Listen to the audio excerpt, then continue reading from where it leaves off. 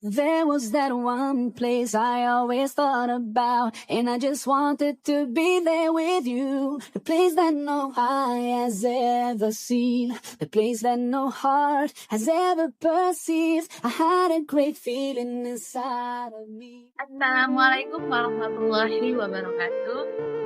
Alhamdulillahirabbil alamin. Wa bihi nasta'in ala umur dunya waddin. Wassalatu wassalamu ala asrofil anbiya'i wal mursalin wa ala alihi wa sahbihi wa sallam ajmain. Alhamdulillah, segala puji hanya milik Allah Subhanahu wa taala yang telah memberikan kita kesehatan dan kesempatan sehingga kita bisa melaksanakan aktivitas kita sehari-hari.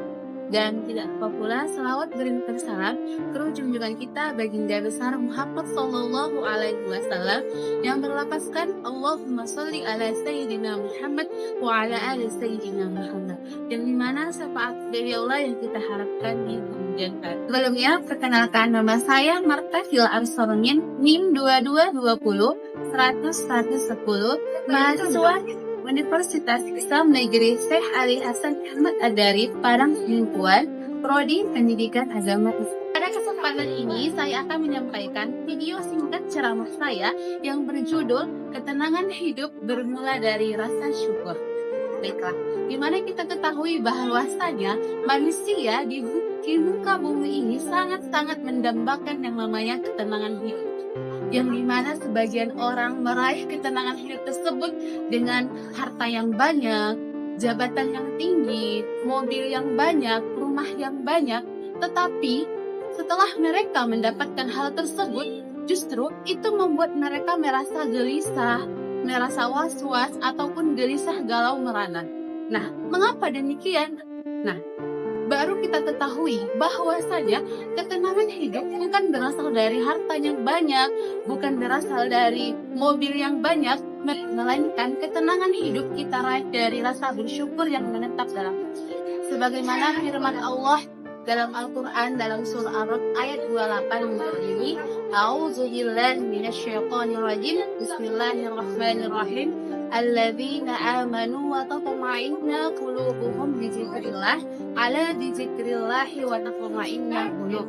Yang dimana artinya, ingatlah dengan mengingat Allah hatimu akan menjadi tenang.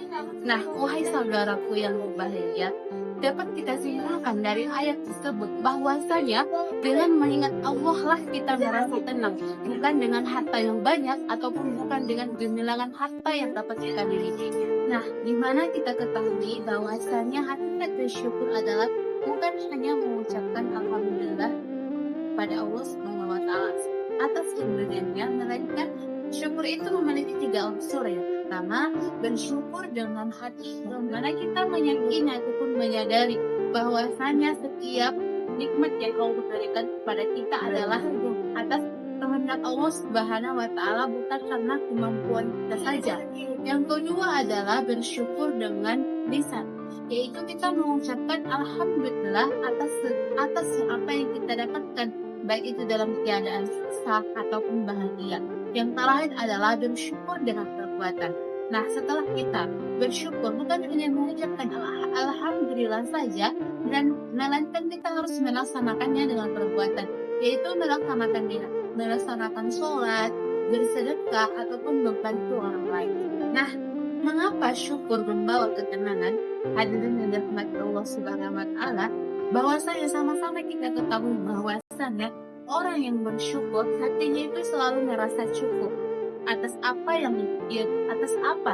diberikan Allah terhadapnya, karena ia melihat apa yang dia miliki, bukan yang belum dia miliki. Sebaliknya, orang yang tidak bersyukur adalah orang yang selalu merasa kurang ataupun merasa selalu kurang atas pemberian Allah Subhanahu wa taala, walaupun dia memiliki harta yang banyak, jabatan yang tinggi ataupun popularitas, tetapi dia tidak merasa ketenangan, ataupun itu yang membuat dirinya merasa was-was, gelisah, dan tidak merasakan ketenangan. Sebagaimana hadis Rasulullah Shallallahu Alaihi Wasallam yang artinya, jadikanlah engkau ridho apa yang Allah tetapkan padamu, niscaya kamu adalah orang yang paling kaya. Nah, dari hadis tersebut dapat kita ambil kesimpulan bahwasannya Kekayaan itu adalah bukan berasal dari dompet, melainkan dari hati yang bersyukur kepada Allah Subhanahu wa Ta'ala. Contohnya bersyukur dalam kehidupan sehari-hari yang sering kita lalaikan, yaitu adalah kesehatan.